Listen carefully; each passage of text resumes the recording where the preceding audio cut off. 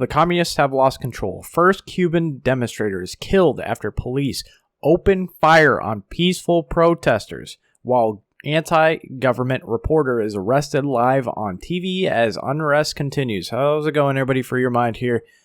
This is what's happening in Cuba. I know, third straight day of me reporting this, but this is what happens when communist regimes fail to have grip of what is going on.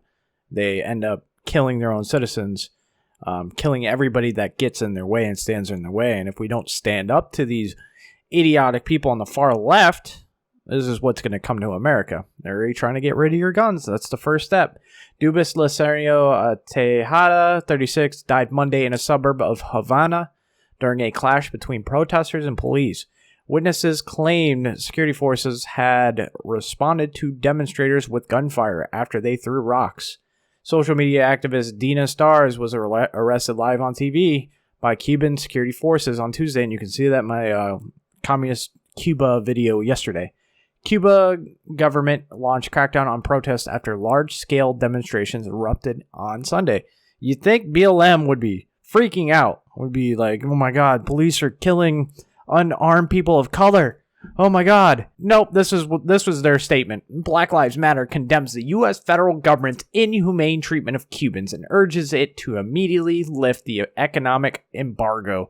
This cruel and inhumane policy instituted with the explicit intention of destabilizing the country and undermining Cubans' rights to choose their own government is at the heart of Cuba's current crisis. Since 1962, the U.S. has forcibly pain and suffering on the people of Cuba by cutting off food, medicine, and supplies, costing the tiny island nation an estimated $130 billion. Wow, blame the U.S. I said yesterday, these people, these communists, and Black Lives Matter just admitted they're communists with this.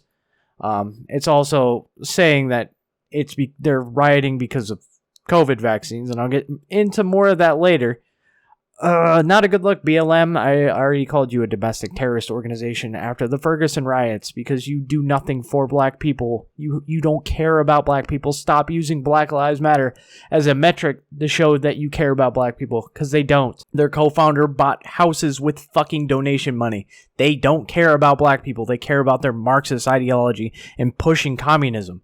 They haven't said anything about how communism failed Cuba and the communist regime is executing people, and the police in that country is shooting people of color. Yeah, they don't give a shit about people. Oh, if you didn't figure that out, when they don't say anything about the murders of black people in Chicago literally every single day, I'm sorry, you weren't paying attention. And this is them. Cuban Prosperity Communist Party. Why would America do this? Hey, but it's all good. It's all good, people. It's all good. What we know is BLM net support right now, as of July 13th, is at 3%. And overall support for BLM is now at 45%, the same percent just before Floyd died. But opposition massively spiked and is now higher than we've seen since civics began tracking it.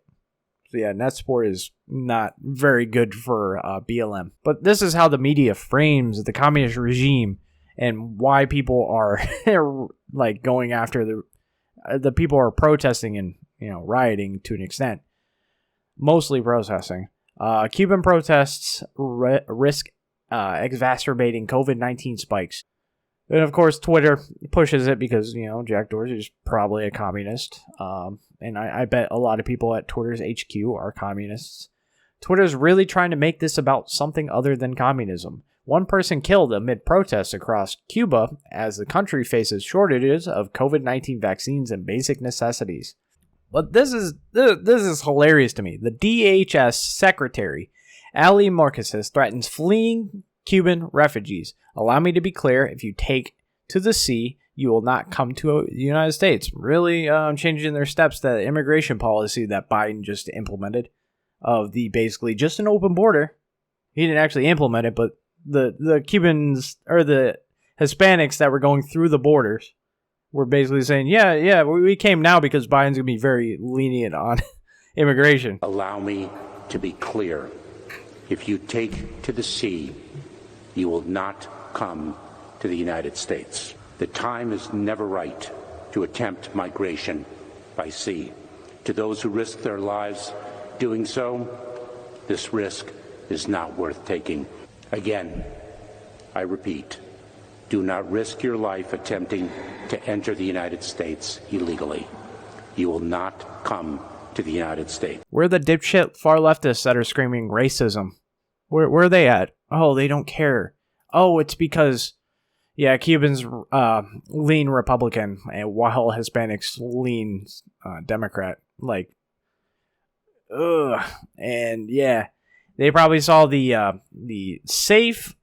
safely voted Miami area. I can't remember specifically what district. It's probably up on the screen right now. That was safe for Democrats and flipped massively. They said Democrats were going to win that district by 12 points. It flipped Republican because Cubans are sick and tired of the Democrats.